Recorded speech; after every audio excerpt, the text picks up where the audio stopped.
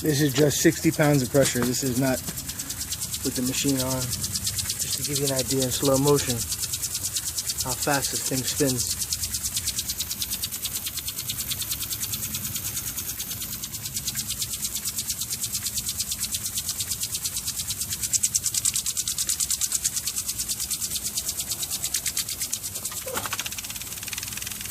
Speeds up a little bit and lift it up.